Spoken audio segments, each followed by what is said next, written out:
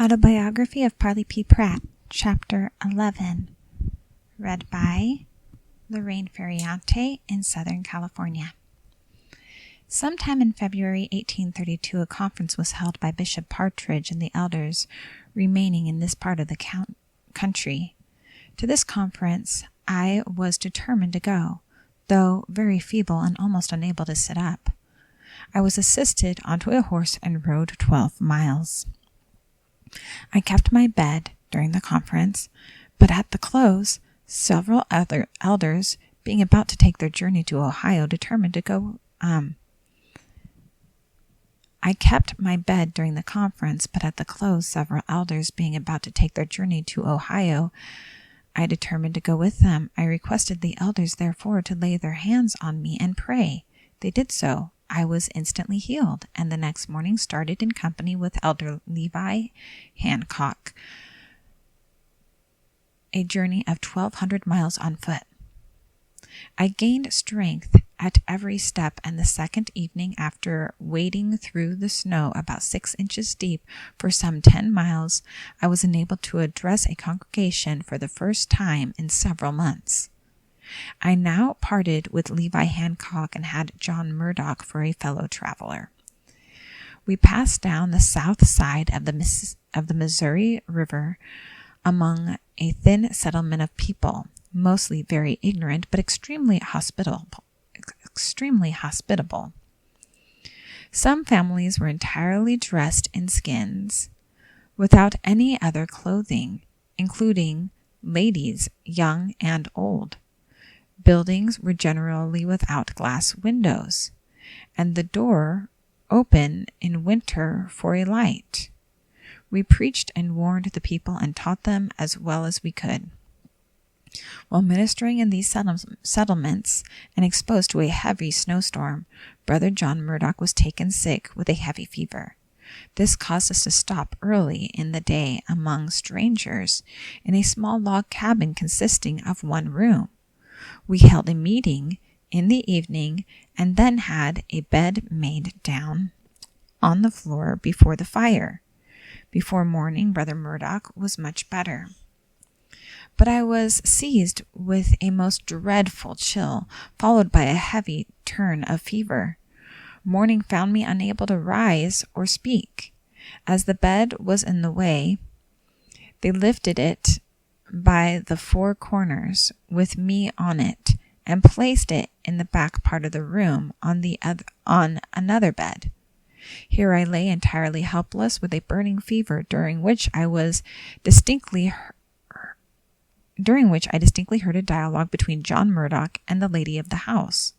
She upbraiding us as impostors thrown upon them at this inclement season, while they were out of milling and of wood, and but ill prepared for such a burden, that one was sick the night before, and now the other was taken down,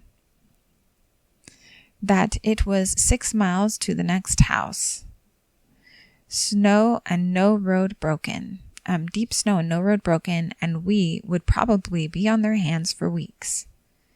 To these inhospitable remarks, Brother Murdoch mildly replied, trying to soothe the woman, reasoning with her and telling her that Brother Parley would soon be better, and then we would go on our way. Reasoning with her and telling her that Brother Parley would soon be better, and then we would go our way. This dialogue gave me such a sense of unwelcome, and I pitied Brother Murdoch to that degree for having to stay with such spirits on my account, that I felt I could endure it no longer. With the utmost effort, I roused myself sufficiently to call Brother Murdoch to my bed, whispering to him to lay hands on me unobserved, so as not to be seen or overheard. He did so. Then I asked him to give me a drink of water. The effort had been too much. I swooned away while he was gone for the water. He could hardly arouse me sufficiently to drink. to drink of it. It was like waking from the dead. I drank of it, bounded on my feet, dressed myself, put on my shoes and hat, and told him I was ready to start. The family all marveled. One exclaimed, "What a strange disease!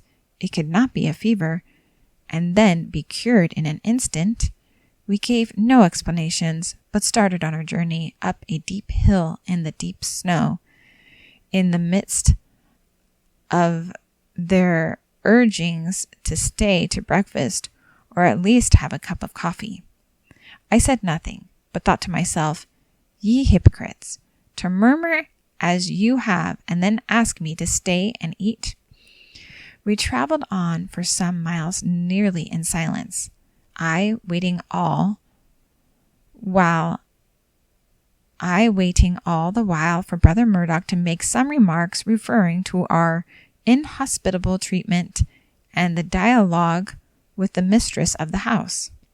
At last I broke the silence. I said, "Brother Murdoch, how did you feel to be so talked to by that woman? I thought you bore it with great patience, and I pitied you from my heart, or I never should have had faith and courage to be thus healed and start my journey." He replied that no such conversation had occurred between him and the lady, nor had she uttered one word indicative of any such inhospitable feeling. "Well," said I heard it articulated in plain English by some 2 persons, perfectly imitating her voice and yours. It was no imagination or raging delirium of a fever. I can swear I heard a conversation to that effect for a length of time. If it was not the lady and yourself, then it was something from an invisible world, which clearly revealed to me the spirit of our hostess. We reached the next house. It was a well man. We found good quarters, and we were kindly and hospitably entertained for some days. Pursuing our journey, we arrived at St. Louis, were kindly received by some citizens of that part and held meetings with them.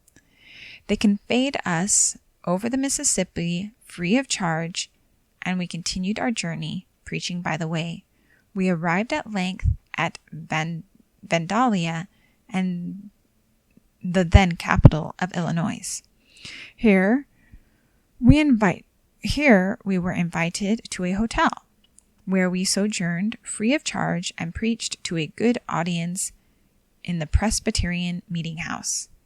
Next morning, resuming our journey, we crossed Oka River on a bridge, but the bottoms for 2 or 3 miles were overflown to various depths, from 6 inches to 3 or 4 feet, and frozen over, except in the main channels, with a coat of ice which we had to break by lifting our feet to the surface at every step. This occupied some hours and called into requisition our utmost strength, and sometimes we were entirely covered with water. At length we got through it in safety, and came to a house where we warmed and dried our clothes and took some whiskey. Our legs and feet had lost all feeling, became numbed, and were dreadfully bruised and cut with the ice. On the next day we had to cross a plain 15 miles in length, without a house, a tree, or any kind of shelter. A cold northwest wind was blowing, and the ground covered with snow and ice. We had made 2 or 3 miles into the plain when I was attacked with a severe return of my old complaint, which had confined me so many months in Jackson County, and from which I had recovered by a miracle at the outset of this journey. I mean the fever and ague.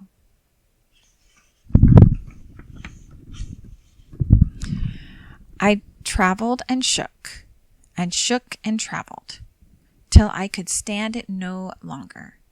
I vomited severely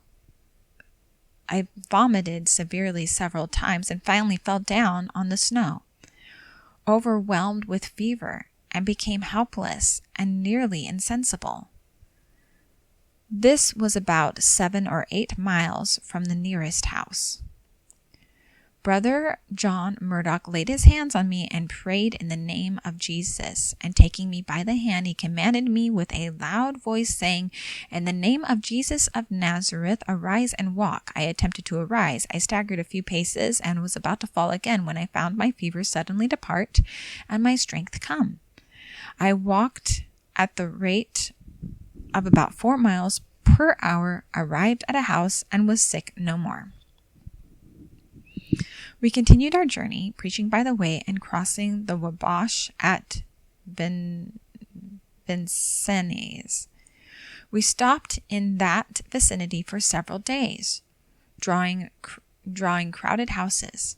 Here we met with Elder Dustin and Beebe, who left Jackson County, Missouri when we did, and for the same purpose.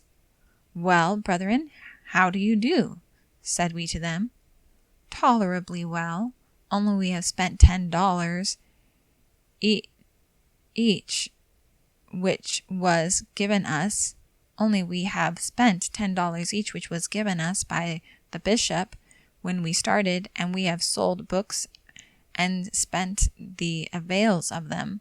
Besides this, we have been compelled to borrow money in a certain branch of the church, and have spent that also, and we think it hard to travel for the public good, and this at our own charges." "Ah," said I, "and how is this? We have not spent the first cent since we left the church in Jackson County, nor shall we have any occasion for any spending money for weeks to come. Where did you stay last night?" "In the large village of Washington." "Did you preach to the people?" "Yes, in the courthouse." "Did they charge you for your keeping?" "Yes, $1 a quarter." "Well, we are going there tonight, and although entire strangers, we shall be well entertained, free of charge, preach or no preach." "How do you do it?" said they.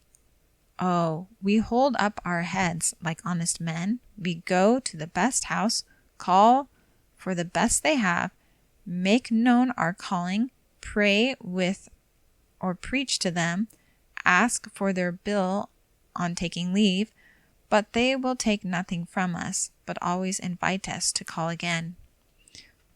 "Well, they will not treat you so in Washington tonight. You will have to pay a good round sum." "Well, we shall see."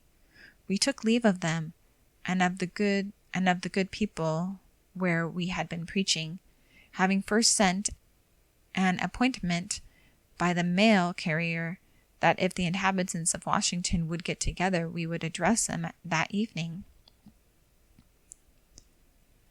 We entered the town at dark, stopped at a hotel, called for lodging and supper and a room for ourselves, and asked the landlord if a meeting had been got up for us.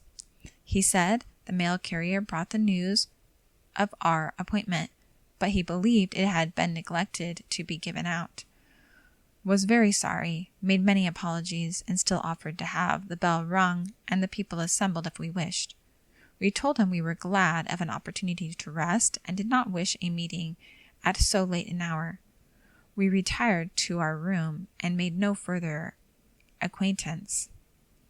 Next morning, on taking leave, we asked what was to pay. He answered, "Not anything," said we were welcome to his hospitality at any time, and bade us call again.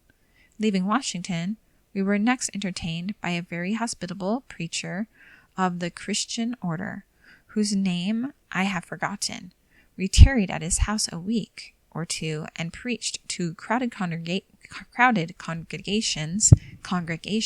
in all the regions. He frequently going with us to introduce us and open the way. While here, Having a little leisure between appointments, I went home on foot to the town of Madsen, about 9 miles from his house. My design was to get out an appointment and preach, which came to pass the same evening in the following manner. I stepped into a hotel. They were all at dinner. I placed the Book of Mormon on a public table and sat down to read a newspaper. Soon the boarders came out and one by one looked at the book and inquired whose it was. Soon the landlord came out, who I learned was so very deaf that one could only be heard by placing mouth to ear and shouting at the very top of the voice. He caught up the book and inquired, "Whose is this?" I arose, placed my arm around his neck and my mouth close to his ears and shouted, "It is mine, and I have come to preach." This was so loud that it almost alarmed the town. He welcomed me to entertainment free of charge, had the courthouse opened, the town notified, and evening found me in the judge's seat, a reporter in the clerk's desk, and a crowded audience. I had good liberty, and all seemed much interested. After a few days, we resumed our journey, and in May arrived in Kirtland, where I again met my wife after the absence of 1 year and 7 months.